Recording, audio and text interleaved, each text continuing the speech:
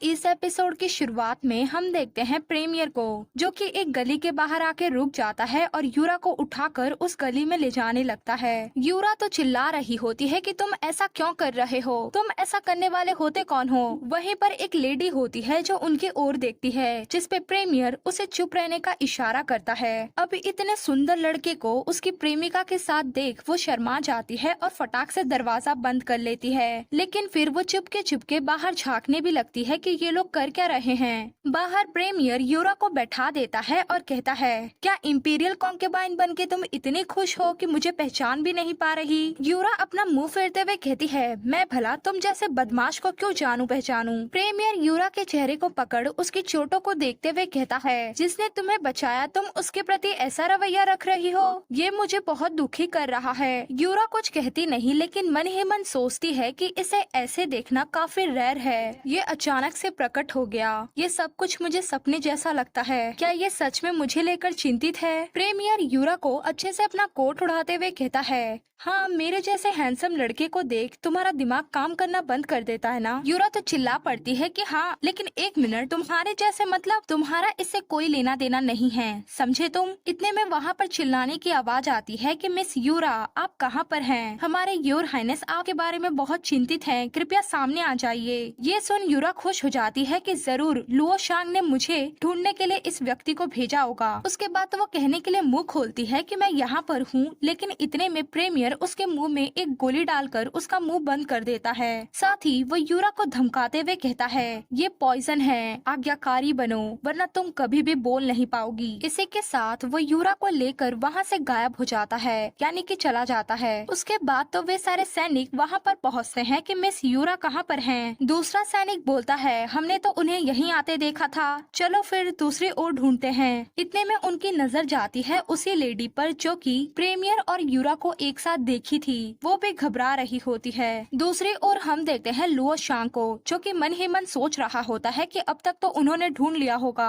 तभी उसके सैनिक लोग आ जाते हैं, जिन्हें देख लुओ शांग कहता है, वो कहाँ पर है, क्या तुम उसे ढूंढ नहीं सके। उसका सैनिक घुटनों पर बैठ जाता है और कहता है, योर हाइनेस, इंपीरियल कॉन्केबाइन वो पहले से ही बहुत चोटिल थी, हम उन्हें नहीं ला सके, कृपया हमें पनिश कीजिए। लुओ शांग चिल्लाते हुए कहता है, इम्पॉसिबल, क्या उस योद्धा ने उसे बचाया नहीं था, तो फिर वो कैसे मर सकती है, मुझे इस पर यकीन नहीं होता। उसका सैनिक कहता है, योर हाइनेस, एम्प्रेस डावेजर ने ये सब किया, वो योद्धा मर चुका था और जब हम वहाँ पहुँचे तो इंपीरियल कॉन्केबाइन की भी हत्या कर दी गई थी। उनकी लाश को हमारे इस शहर के बाहर वाले दीवार पर लटका रखा है। वो पहले से ही घायल थी, इसलिए वो ज्यादा दूर जा नहीं पाई, लेकिन अंत में हमारे भाइयों ने कॉन्केबाइन की लाश को पाने के लिए कड़ी लड़ाई लड़ी, लेकिन उन पर घात लगाकर हमला किया गया। ये सुन लुओ शांग को तो चक्कर ही आ जाते हैं और सारे सैनिक उसे संभालने लगते हैं। लुओ शांग रोने लगता है और मन ही मन कहता है, एम्प्रेस डावेजर, तुमने ऐसा क्यों किया। उसके बाद तो वो खुद को संभाल कर उठता है और एक तलवार निकालते हुए कहता है, चलो पैलेस में एंटर करते हैं अपने इस क्वीन लॉन्ग देश के लिए। अब ये सुन उसका मेन सैनिक मुस्कुराता है, क्योंकि जाहिर है उससे झूठ बोला है। उसके बाद क्या था, ये लोग तो पैलेस पे धावा बोल देते हैं। दूसरी ओर हम देखते हैं प्रीमियर को, जो कि यूरा को लेकर एक घर में घुसता है खिड़की से। अंदर आ जाने के बाद वो यूरा को बैठा देता है और उसके लिए पानी निकालते हुए कहता है, थोड़ा आराम कर लो और जब अंधेरा हो जाएगा तो हम इस शहर से बाहर निकल जाएंगे। यूरा कहती है, लेकिन मुझे नहीं जाना। प्रीमियर बोलता है, क्या तुम्हें एंटीडोट नहीं चाहिए। यूरा कहती है, अगर मैं तुम्हारे साथ गई तो इस बार बच जाऊंगी, लेकिन अगली बार का क्या। प्रीमियर उसके हाथ को पकड़ लेता है और कहता है, परेशान मत करो, अगली बार ऐसा नहीं होगा। तुम्हारे घाव पर दवा भी लगाना है, तो थोड़ा पानी पी लो और सो जाओ। जो कि यूरा के चोटिल हाथ को प्रीमियर ने पकड़ रखा होता है, इसीलिए यूरा को दर्द होता है, जिससे वो अपना हाथ पीछे खींच लेती है। उसके बाद तो प्रीमियर उसके हाथ को सही से देखते हुए कहता है, मुझे माफ करना, क्या तुम ठीक हो। लेकिन यूरा तो उसके हाथ को झटक देती है और गुस्से से कहती है, तुम्हें मेरे लिए इतना चिंता करने की जरूरत नहीं है प्रीमियर, तुम हमेशा से ही मेरे खिलाफ षड्यंत्र रचते रहे और तुम मुझे हमेशा से ही मौत के करीब धकेल रहे थे और मैं तुम्हारे द्वारा हमेशा से ही मूर्ख बनाई जा रही थी। तो फिर अब इतनी चिंता करने का नाटक क्यों कर रहे हो। क्या तुमने मुझे बहुत ज्यादा मूर्ख नहीं बना लिया, अभी भी कुछ बाकी है क्या। एलेन, प्रीमियर, पार्टनरशिप, सब कुछ तुम्हारे लिए था, सब कुछ तुमने अपनी वजह से किया, अपना स्वार्थ देखा। मैं तो बस मोहरा थी जो एक मूर्ख की तरह सोचती थी कि तुम सचमुच सबसे अलग हो। देखो प्रेमियर, तुमने पहले ही मेरे साथ बहुत खिलवाड़ कर लिया है। मुझे हमेशा से लगता था कि मैं जीने के लिए संघर्ष कर रही हूँ, लेकिन मुझे क्या पता था ये तो मेरे मौत के करीब जाने का एक और रास्ता है, एक और तरीका है मुझे मौत के मुंह में ढकेलने का। तुम तो मन ही मन मुस्कुरा रहे होंगे ना। तुम ये भी सोचते होगे कि अभी कुछ मीठे से शब्द कहते ही मैं तुम्हें फिर से अपना लूंगी, तुम्हें अपना मान लूंगी। अब और कौन है जो मेरे चेहरे पर मरेगा और एक बार फिर तुम मेरा इस्तेमाल उसी तरह से करना चाहते हो। ये सब सुन प्रेमियर तो चौंका पड़ा होता है और यूरा हंसते हुए खड़ी हो जाती है और कहती है, मुझे माफ करना, मैं तुम्हारे जाल में फंस गई क्योंकि तब मैं जिंदा रहना चाहती थी, लेकिन अब मुझे ये जीवन नहीं चाहिए। उसके बाद तो वो वहाँ से जाते हुए कहती है, फांसी, चाकू से कटना या पॉइजन। अगर मैं नीचे कूद जाऊँ और घोड़ा मुझे कुचल दे और मेरी मौत हो जाए तो ये ज्यादा मजेदार होगा, है ना। लेकिन प्रेमियर उसके हाथ को पकड़ लेता है। फिर तो यूरा उसके हाथ को झटकते हुए कहती है, मुझे जाने दो। लेकिन प्रेमियर उसे गले लगा लेता है और फिर यूरा से माफी मांगने लगता है। लेकिन यूरा चिल्लाते हुए उसे दूर करती है कि अब माफी मांगने का क्या फायदा, मुझे जाने दो, समझे। लेकिन प्रेमियर तो उसे छोड़ता ही नहीं और कहता है, मुझे पछतावा है, मेरे दिल में हमेशा से ही एटलांटे ही था। एटलांटे के फायदे के लिए मैं हर किसी का इस्तेमाल कर सकता हूँ, लेकिन जब मैंने तुम्हें पहली बार देखा तो मुझे पता था कि तुम्हारा आना एटलांटे के लिए एक महत्वपूर्ण मोड़ था। मैंने बिना किसी हिचकिचाहट के तुम्हारा इस्तेमाल किया। यूरा मन ही मन कहती है, तुम उनमें से सबसे कमीने हो जिनसे भी आज तक मैं मिली हूँ। प्रेमियर यूरा के सर को सहलाते हुए आगे कंटिन्यू करता है कि जब मैंने तुम्हें शादी का जोड़ा पहने किसी दूसरे आदमी की ओर जाते देखा तो मुझे बहुत अफसोस हुआ। बिना किसी कारण के कोई परवाह नहीं है और इसमें कोई भी जेलसी जानबूझकर पैदा नहीं की जा सकती। यह सब तो मेरी अनियंत्रित धड़कन है। मुझे माफ कर दो कि जब तुम खतरे में थी तब मैं वहाँ मौजूद नहीं था। इसी तरह से वो यूरा के साथ अपनी बिताई सभी यादों को याद करता है और इनडायरेक्टली कन्फेस करता है और वो माफी भी मांगे जा रहा होता है कि मुझे माफ कर दो, जब तुम घबराई तब मैं तुम्हारे पास नहीं था, मुझे माफ कर दो, हो सकता है कि मैं फ्यूचर में तुम्हें खतरे में डाल दूं। ये सब सुनते हुए हमारी यूरा तो रोने ही लगती है और जेवियस कंटिन्यू करते हुए कहता है, लेकिन मैं तुम्हें चाहता हूँ, मैं तुम्हारे साथ अंत तक रहूंगा, खुद देवता भी तुम्हें मुझसे छीन नहीं सकते। फिर क्या था, यूरा भी उसे टाइटली गले लगा लेती है। फिर हमारा सीन शिफ्ट होता है। थोड़ी देर बाद यूरा की सारी पट्टियां कर दी गई होती हैं और यूरा आराम से बैठकर खा रही होती है। प्रेमियर अपना सामान बांधते हुए कहता है, ये चीजें हमारे लिए काफी होंगी, तो चलो चलते हैं। यूरा अपना सर ना में हिलाते हुए कहती है, मुझे नहीं जाना। प्रेमियर कहता है, लेकिन हम तो इस बात पर सहमत हो गए थे ना, पैलेस में विद्रोही घुस चुके हैं और यहाँ पर अराजकता फैल चुकी है, हमारा यहाँ पर ज्यादा देर रुकना सही नहीं होगा। यूरा कहती है, मुझे पता है, लेकिन अब मैं और नहीं भाग सकती। उसके बाद तो हमारा सीन शिफ्ट होता है रात के समय पैलेस में। पैलेस के गार्ड वहाँ पर घूम रहे होते हैं और वहीं पर छुपते हुए प्रेमियर और यूरा आते हैं। यूरा पसीने से तरबतर होती है और धीरे से कहती है, मुझे डर लग रहा है। प्रेमियर कहता है, अगर तुम्हें डर ही लग रहा है तो किसी जंगली आदमी के लिए खुद को जोखिम में क्यों डाल रही हो। यूरा कहती है, तुम क्या बकवास कर रहे हो, देखो अगर लुओ शांग मेरी रक्षा नहीं करता तो शायद तुम मुझे नहीं देख पाते, मैं तो बस उसे रीपे करना चाहती हूँ। प्रेमियर उसके क्लोज आते हुए कहता है, इसका मतलब ये है कि वो तुम्हें चाहता है, वो चाहता है कि तुम उसकी इंपीरियल कॉन्क्यूबाइन बनो, क्या तुम भी इससे सहमत हो। यूरा चिल्लाते हुए कहती है, बिल्कुल नहीं, मुझे तो बस इस बात का डर है कि वो इतना मूर्ख है कि लोग उसका फायदा उठा लेंगे। लुओ शांग जैसा एक जेंटलमैन आदमी इस पीढ़ी का सबसे बुद्धिमान राजा बन सकता है, यानी कि एम्परर, लेकिन मैं ये नहीं चाहती कि दूसरे लोग उसका यूज करें, वो किसी के इस्तेमाल होने वाला साधन ना बने। अब वे लोग उससे झूठ बोल सकते हैं कि मैं मर चुकी हूँ और उसे नफरत में अंधा कर देंगे और हो सकता है कि भविष्य में और भी बदतर हो जाए, तो मैं बस उसे सच बताना चाहती हूँ, यही है असली बात। प्रेमियर राहत की सांस छोड़ते हुए कहता है, मुझे डर है कि तुम ये नहीं कर पाओगी जो तुम करना चाहती हो। वे लोग एक नकली लाश को सामने ले आए जिसे लुओ शांग द्वारा पहचाना जा सकता है और वे तुम्हारी असली पहचान को हमेशा के लिए गायब भी कर सकते हैं। यूरा कहती है, लेकिन फिर भी हमें उसे सच बताने का ट्राई तो करना ही होगा। प्रेमियर यूरा को ले ऊपर चढ़ जाता है और कहता है, ठीक है, इसे आजमाते हैं। असल में वहाँ पर गार्ड्स आ गए थे जो कि अब नीचे से जा रहे होते हैं और ये दोनों ऊपर बैठकर धीरे धीरे बातें कर रहे होते हैं, जिसमें कि प्रेमियर यूरा से कहता है, यहाँ पर बहुत सारे सैनिक हैं, हम ज्यादा देर यहाँ नहीं रुक सकते।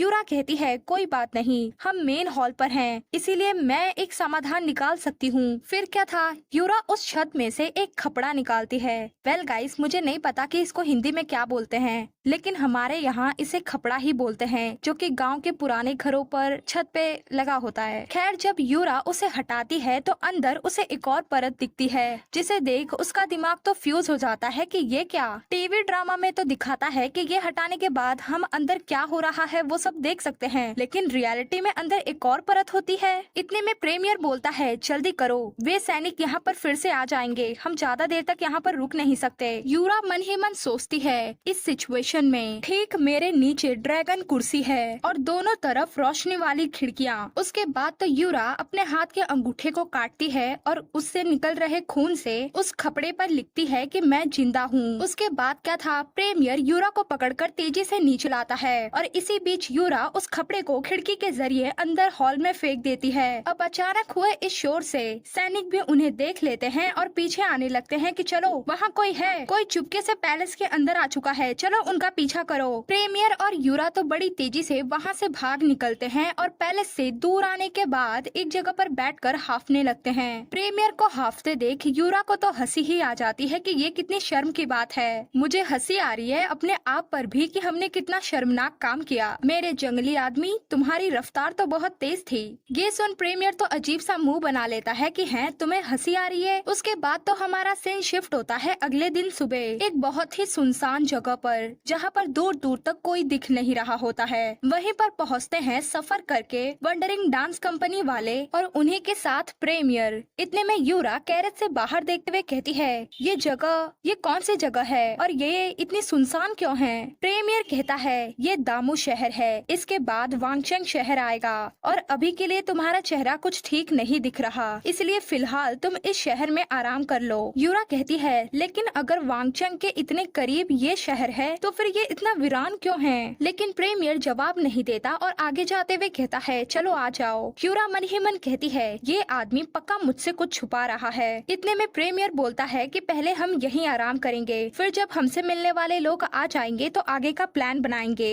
उसके बाद तो यूरा प्रीमियर के साथ अंदर जाती है। अंदर किचन वाला एरिया होता है। यूरा कहती है ये ऐसी जगह नहीं है जहाँ पर तुम रहते हो, तो क्या तुम्हें चलेगा? अच्छा छोड़ो, अगर तुम ये चाहते हो कि मैं बाहर जाकर तुम्हारी हेल्प के लिए कुछ लाऊं तो। इतने में प्रीमियर उसे पीछे से गले लगा लेता है और कहता है मेरी प्यारी प्रिंसेस, तुम तो बहुत थकी हुई लग रही हो। अब ये सब देख वंडरिंग डांस कंपनी की सारी लड़कियां उन्हें चेयर कर रही होती हैं और प्रीमियर कंटिन्यू करते हुए कहता है मैं तुम्हें परेशान होने नहीं दूंगा, तुम थोड़ी देर के लिए सो जाओ। वैसे क्या तुम इतने लंबे समय से दूर रहने के बाद किसी से मिलना नहीं चाहती? I mean, कोई ऐसा है जिससे तुम तुरंत मिलना चाहती हो? यूरा प्रीमियर के गले में बाहें डालते हुए कहती है अगर मैं कहूँ हाँ तो क्या तुम्हें जेलसी नहीं होगी? लेकिन फिर यूरा उससे दूर हो जाती है और कहती है भूल जाओ, बस मेरी बात ध्यान से सुनो, तुम मुझसे झूठ तो नहीं बोल रहे हो है ना? प्रीमियर मुस्कुराते हुए कहता है बिल्कुल नहीं, मैं तुमसे झूठ बिल्कुल भी नहीं बोलूंगा। उसके बाद तो यूरा ऊपर जाने लगती है। प्रीमियर कहता है तुम पहली मंजिल पर किसी भी रूम का यूज कर सकती हो आराम करने के लिए और खाना बनाने की जिम्मेदारी मैं तुम पर छोड़ता हूँ एमिली। उसके बाद हमारा सीन शिफ्ट होता है सीधा प्रीमियर के रूम में। प्रीमियर एक लेटर पंजे में बांधकर चील को उड़ा देता है। वो चील आसमान में कहीं दूर उड़ जाता है और प्रीमियर उसे देखते हुए कुछ सोच रहा होता है। इतने में उसके कमरे पर दस्तक होती है कि माय लॉर्ड खाने के लिए नीचे आ जाइए। प्रीमियर कहता है ठीक है। फिर क्या था, प्रीमियर नीचे आने लगता है और देखता है कि यूरा एमिली से बोल रही है कि क्या तुम सच बोल रही हो? प्रीमियर को देखते ही यूरा चिल्लाते हुए कहती है प्रीमियर क्या मेरे कारण जिपिंग ने हमारे देश एटलांटे पर युद्ध की घोषणा की? ये सुनते ही प्रीमियर एमिली की ओर देखता है और एमिली की तो हिम्मत ही नहीं होती कि वो अपना सर उठाए। खैर प्रीमियर यूरा को पकड़ते हुए कहता है ये तुम्हारे कारण नहीं है। यूरा चिल्लाते हुए कहती है झूठ, जिपिंग के किंग ने खुद ये घोषणा की है और उन्होंने मेरे फादर से कहा है कि प्रिंस तारिक के हत्यारे को वो उन्हें सौंप दे, वरना वो कभी भी पीछे नहीं हटेंगे और वो हत्यारा है प्रिंसेस। यानी मैं। प्रेमियर यूरा को शांत करने की कोशिश करते हुए कहता है, तुम हत्यारी नहीं हो, ये तो पॉप के आदमी थे जिन्होंने प्रिंस तारिक को मारा। लेकिन यूरा कहती है, जिपिंग के किंग मुझे चाहते हैं और अगर तुम उन्हें मुझे नहीं सौंपोगे तो पूरा एटलांटे दफन हो जाएगा। प्रेमियर चिल्लाते हुए कहता है, ये पॉप की साजिश है और इससे तुम्हारा कोई लेना देना नहीं है, मैं इसका ध्यान रख लूंगा, तुम चिंता मत करो। यूरा और भी ज्यादा चिल्लाने लगती है कि तुम कैसे इसका ध्यान रखोगे, हाँ, मुझे ये सब ना बताकर और मुझे छुपाकर। इस तरह से तो एटलांटे का हर एक इंसान अपने घर, जमीन, जायदाद, यहाँ तक कि अपनी जानों को भी खो देंगे। और तुम चाहते हो कि मेरी वजह से जो इतना सब हो रहा है उसके बारे में मैं कुछ ना जानूं? प्रेमियर कहता है, मैं जल्द ही युद्ध खत्म कर दूंगा, तुम्हें अपने जान का जोखिम उठाने की कोई जरूरत नहीं। यूरा कहती है, मुझे सौंप देना ही सबसे बढ़िया तरीका है इस युद्ध को रोकने का। तभी बाहर से कोई कहता है, आपको सौंपना बहुत जल्दबाजी होगी, अगर आपको सीधे जनरल के पास भेज दिया जाए तो सभी एक साथ मर जाएंगे। ये कहने वाला बंदा लॉर्ड रेनाल्ड होता है जो कि अंदर आता है। उसी के साथ जैन भी आता है जो कि कहता है, ये तो बहुत अच्छी बात है कि आप सुरक्षित हैं योर हाइनेस। अब जैन को देख यूरा तो चौंक जाती है, लेकिन फिर खुशी से उसकी ओर बढ़ते हुए कहती है, जैन मुझे तुम्हारी बहुत याद आई। जैन भी खुशी से उसकी ओर बढ़ रहा होता है गले लगाने के लिए कि योर हाइनेस, लेकिन पीछे से यूरा को पकड़ लेता है प्रेमियर कि बस अभी के लिए इतना काफी है और वो यूरा को साइड कर देता है, जिससे बेचारा जैन आगे चला जाता है और रोने भी लगता है। लेकिन रेनाल्ड उसे संभालते हुए कहता है, रो मत, फ्यूचर में इस तरह की चीजें और भी होंगी। ये सुन तो जैन और भी ज्यादा रोने लगता है। उसके बाद तो ये लोग मैप खोलकर बैठ जाते हैं और रेनाल्ड कहता है, तो अभी वर्तमान में जिपिंग देश तेजी से इन 4 जगहों की ओर आगे बढ़ चुका है और वो हमारे रॉयल सिटी को चारों ओर से घेर रहा है। अभी हम चारों ओर से घिर चुके हैं। यूरा कहती है, जिपिंग इतना जल्दी रिएक्ट क्यों कर रहा है, क्या मेरे फादर ने इसका कोई उपाय नहीं किया? रेनाल्ड कहता है, आपके गायब होने के बाद से प्रेमियर तुरंत ही आपको खोजने के लिए निकल गए और इनकी गैर मौजूदगी का फायदा उठाकर पॉप के गुट ने हमें बहुत परेशान किया। यूरा चौंक कर प्रेमियर की ओर देखने लगती है कि क्या ये सच में कब से मुझे ही ढूंढ रहा था। इतने में जैन कहता है, पॉप ने कहा कि हम तैयार नहीं हैं और उन्होंने जानबूझकर झूठी खबर फैलाने के लिए अपने लोगों को जिपिंग देश भेजा। यूरा कहती है, तो वो खबर ये है कि मैंने यानी कि प्रिंसेस यूरा ने प्रिंस तारिक की हत्या कर दी और अपराध के डर से फरार हो गई, है ना? प्रेमियर यूरा के हाथ पर हाथ रखते हुए कहता है, जिपिंग के किंग को शायद ये नहीं पता कि ये खबर झूठी थी, इनफैक्ट झूठी है। ये कहना मुश्किल है कि उन्होंने अपने बेटे की मौत का बदला लेने के लिए कितनी सेना भेजी है। असल में तुम्हें फंसाने के लिए चाल चली गई है, तुम्हें इसे दिल पर नहीं लेना चाहिए। यूरा कहती है, मैं सब समझती हूँ, लेकिन अगर मैं गायब नहीं हुई तो क्या वे लोग किसी को नहीं छोड़ेंगे? प्रेमियर कहता है, यूरा तुम्हारा छुपे रहना ही अच्छा होगा, तुम चाहे कुछ भी क्यों ना करो फिर भी चीजें इसी तरह से चलती रहेंगी। रेनाल्ड बोलता है, सही है, इस बार पॉप के गुट की जीत होना तय है। जिपिंग की आर्मी की शक्ति बहुत मजबूत है और उनके किंग तक पहुँचने के सभी रास्तों को पॉप ने नष्ट कर दिया है। ये भी उनकी एक चाल है। इतना ही नहीं, उन्होंने प्लान किया है कि वो जिपिंग के किंग के साथ समझौता करेंगे, शांति समझौता, जो कि उनके पास लेके जाएगा सबसे बड़ा प्रिंस मॉडरेट। और जब से ये खबर बाहर निकली है, जिपिंग के किंग भी एक सिटी में आकर रुक गए हैं। उनके आने के बाद से जिपिंग ने हमारे शहरों पर सीधा हमला नहीं किया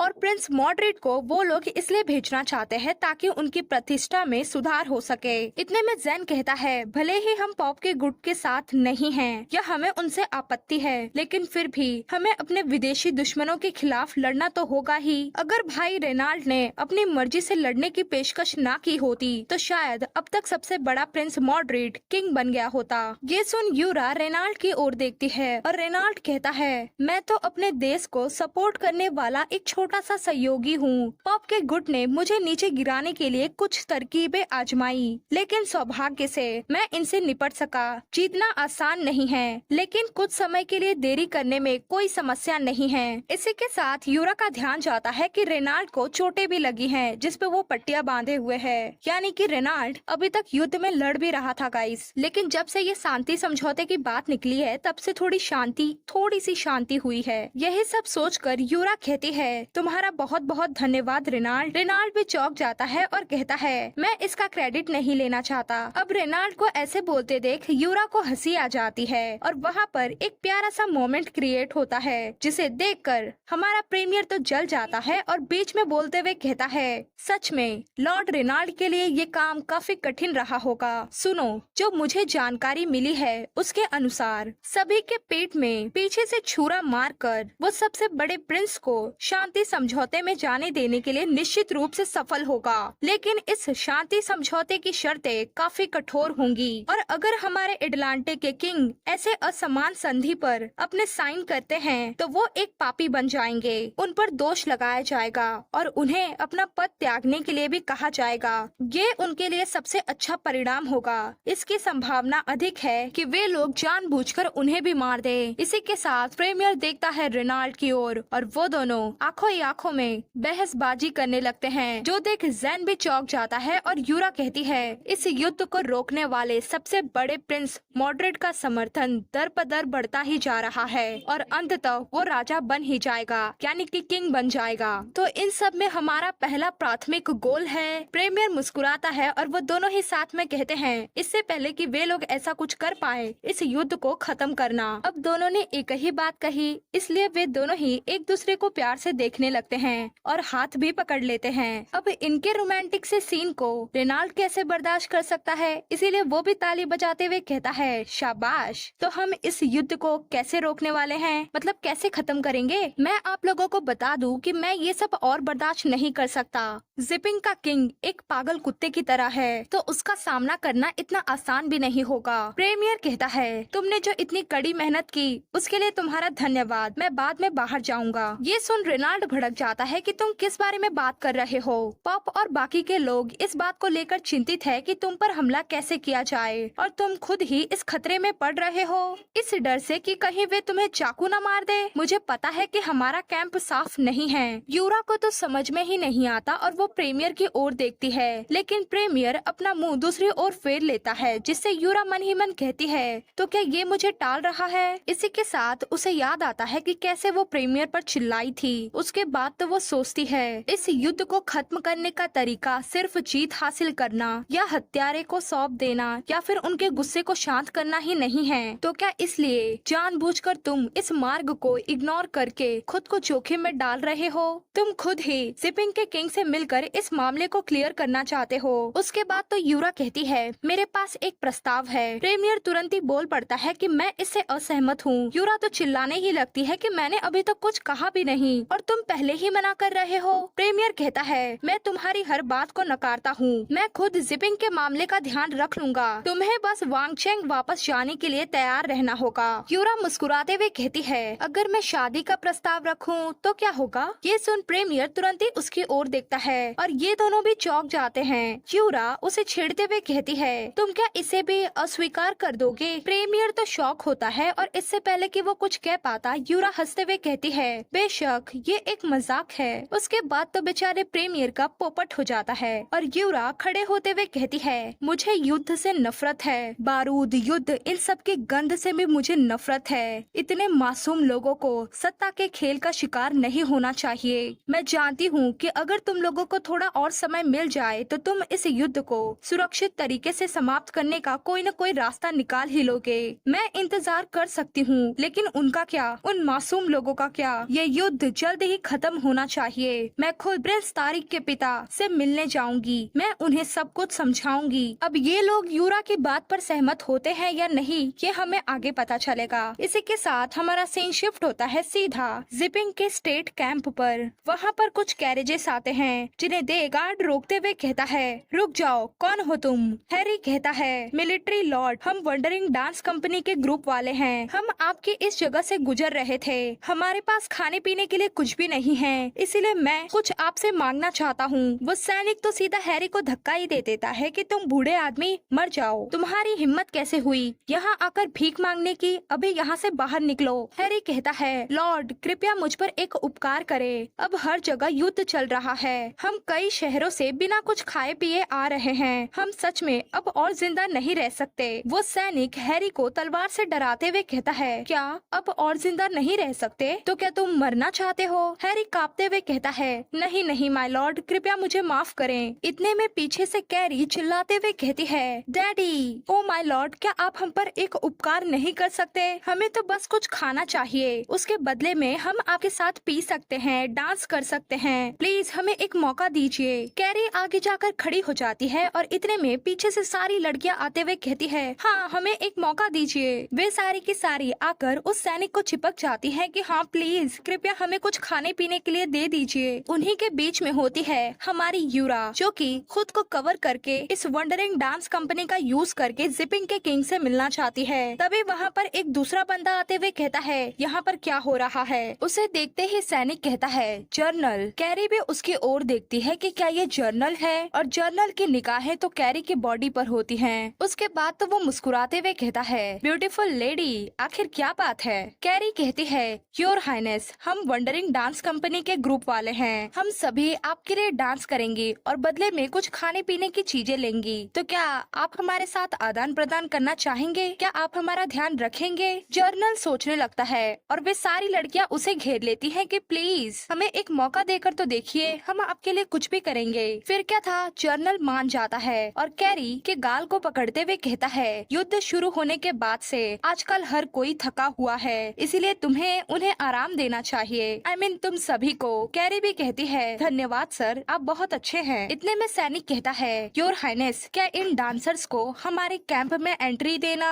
जर्नल कहता है, चलो भी, ये सब ठीक है। हिज मैजेस्टी अपनी आर्मी को अपने बच्चों की तरह ही प्यार करते हैं और वे इसके लिए हमें दोष नहीं देंगे। मैं बाद में उनको इसकी रिपोर्ट दे दूंगा। अभी के लिए इन लड़कियों को यहीं पर रहने दो। इतने में उस जर्नल की नजर जाती है यूरा पर और वो उसकी ओर हाथ बढ़ाते हुए कहता है, ये लड़की कौन है? ये अपना चेहरा क्यों नहीं दिखा रही? कैरी तुरंत ही उसके हाथ को रोक देती है और मुंह फुलाते हुए कहती है, आपने मुझे चुना है ना, तो आप दूसरी लड़की की ओर क्यों देख रहे हैं? उसके बाद क्या था, कैरी उस जर्नल का ध्यान अपने ऊपर खींच लेती है और ये ठर के जर्नल भी उसके जाल में फंस जाता है और कहता है, तुम भी ना, चलो ठीक है, आज रात तक का इंतजार करो और हाँ, तुम्हें अच्छा शो दिखाना है। कैरी भी कहती है, मैं आपकी संतुष्टि की गारंटी लेती हूँ, और इसी के साथ वो कैंप में घुसते हुए उसे बढ़िया बढ़िया इशारे भी कर रही होती है। जर्नल तो खुश होता है कि वाह, आज तो मजा आएगा, जाओ हिज मैजेस्टी को भी खबर दे दो। वहीं पर हम देखते हैं एक सस्पिशियस से बंदे को, जिसके बारे में अभी हमें बताया नहीं जाता। कैंप के अंदर पहुँचने के बाद कैरी कहती है, मुझे तो डर लग रहा था, तुम तो बहुत बहादुर हो यूरा, तुम उस बुढ़े जर्नल के हाथों लगभग पकड़ी ही गई थी, फिर भी तुमने पैनिक नहीं किया।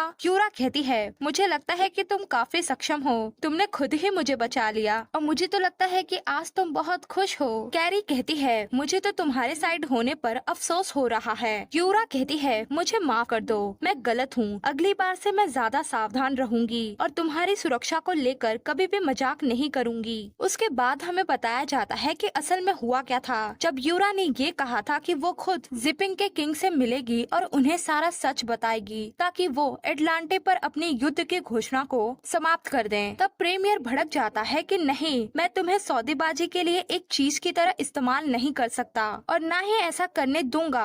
यूरा चिल्लाते हुए कहती है, क्यों नहीं, देखो मैं भी मरना नहीं चाहती और मैं ये अच्छे से जानती हूँ कि वो मुझे अपने बेटे के हत्यारे के रूप में देखता है, इसलिए मैं भी सीधा उसके सामने नहीं जाऊंगी, वरना क्या पता वो गुस्से में आकर मुझे सीधा मार डालने के आदेश दे दे, मैं तो तब कुछ कर ही नहीं पाऊंगी। देखो मैं बस उसके लोगों से मिलूंगी, उससे मिलूंगी और फिर तय करूंगी कि मुझे किस तरह से सच बताना है। प्रीमियर कहता है, नहीं, ये अभी भी बहुत खतरनाक है, मैं तुम्हें। इतने में यूरा उसके मुंह पर हाथ रखते हुए कहती है, मेरा विश्वास करो, मेरे पास करने के लिए और भी महत्वपूर्ण काम है और मैं अपने जीवन के साथ मजाक नहीं कर रही हूँ। मेरे पास एक तरीका है और वो बिल्कुल सुरक्षित है। ऐसा कहते हुए वो देखती है कैरी की ओर। कैरी भी हैरान हो जाती है कि क्या मैं। उसके बाद क्या था, यूरा आ गई वंडरिंग डांस कंपनी वालों के साथ इस जिपिंग के स्टेट कैंप में, जहाँ पर जिपिंग का किंग आया हुआ है, यानी रुका है। उसके बाद तो हमारा सीन शिफ्ट होता है रात के समय। सारे सैनिक एक जगह पर इकट्ठा होकर खा पी रहे होते हैं और हंस रहे होते हैं और तभी वहाँ पर बताया जाता है कि वे सारी आ रही हैं। उसके बाद क्या था, कैरी के साथ सारी लड़कियां वहां पर आकर हंगामा मचाने लगती हैं, यानी कि डांस करने लगती हैं। सब तो मजे कर रहे होते हैं, लेकिन वहीं पर वो सस्पिशियस बंदा चौकन्ना खड़ा होता है और फिर वो इन लड़कियों को काउंट करता है और कहता है यहाँ पर तो केवल 1 2 3 4 ही लड़कियां हैं, एक गायब है। जर्नल कहता है चलो भी इंजॉय करो, क्या तुम भी कहीं गई होगी वो बंदा यानी कि सैनिक कहता है मुझे उसकी जांच करनी होगी। बाकी सब तो डांस एंजॉय करने में लगे पड़े होते हैं और दूसरी ओर यूरा चुपके से किंग के कैंप को खोजने की कोशिश कर रही होती है और वो सोच रही होती है कि किंग यहाँ पर नहीं आया। जाहिर है जो आदमी अपने बेटे की मौत के शौक की पीड़ा में हो वो आखिर मौज मस्ती के मूड में कैसे हो सकता है। मैं ये जुआ खेल तो रही हूँ लेकिन मुझे इसमें जीतना होगा। इतने में कैरी देखती है यूरा को और वो मन ही मन कहती है मुझे पता ही था ये कुछ न कुछ गड़बड़ करेगी, अगर इसको किसी ने देख लिया तो। उसके बाद वो दूसरी लड़की को धीरे से कहती है सबका ध्यान खींचने के लिए एक और बार ट्राई करते हैं। फिर क्या था, वो लड़की बहुत बढ़िया सा डांस करती है और एक अच्छा सा पोज मारती है जिससे हर किसी का ध्यान उस पर ही चला जाता है, जिससे कि यूरा के करीब पहुंचे हुए सैनिक का ध्यान उस पर नहीं जाता और वे लोग दूसरी ओर देखने लगते हैं और यूरा भी फटाक से उस बड़े वाले कैंप की ओर बढ़ती है। इसी के साथ उसके दिमाग में चल रहा होता है कि मैं इन लोगों को निराश नहीं कर सकती, मुझे उनसे मिलना ही होगा। उस कैंप के सामने खड़े दो सैनिक यूरा को देखते हैं और यूरा बिना डरे उनकी ओर बढ़ रही होती है। इतने में पीछे से वही सस्पिशियस सैनिक यूरा को पकड़ लेता है। यूरा भी उसे देखकर चौंक जाती है और मन ही मन कहती है लानत है। उसके बाद तो वो कहती है मुझे माफ करना, मैं तो बस कुछ खाने के लिए ढूंढ रही हूँ, मुझे बहुत भूख लगी है। वो सैनिक कहता है क्या तुम यहाँ पर चोरी करने के लिए आई हो? मुझे तुम पर डाउट है कि तुम हमारी जासूसी कर रही हो, इसे पकड़ लो। उसके बाद क्या था, यूरा को घेर लिया जाता है। तभी कैंप के अंदर से आवाज आती है कि उसे अंदर आने दो। अब जिपिंग के किंग के आदेश को ये लोग मना नहीं कर सकते, इसीलिए तैयार हो जाते हैं कि जी हाँ। यूरा भी खुश हो जाती है और अपनी मुट्ठी बांधते हुए मन ही मन कहती है आखिरकार मैंने अपने लक्ष्य को पा लिया, तो अब मेरे आगे का काम शुरू होता है। इसी के साथ उस कैंप के अंदर हमें दिखाया जाता है जिपिंग के किंग को जो कि आराम से बैठा होता है। अब यूरा जिपिंग के किंग को सारा सच कैसे बताएगी और क्या वो यूरा की बात मान जाएंगे, तो ये सब हम जानेंगे अगले एपिसोड में। तब तक के लिए बने रहिए मांगा अनफोल्ड के साथ। Bye bye.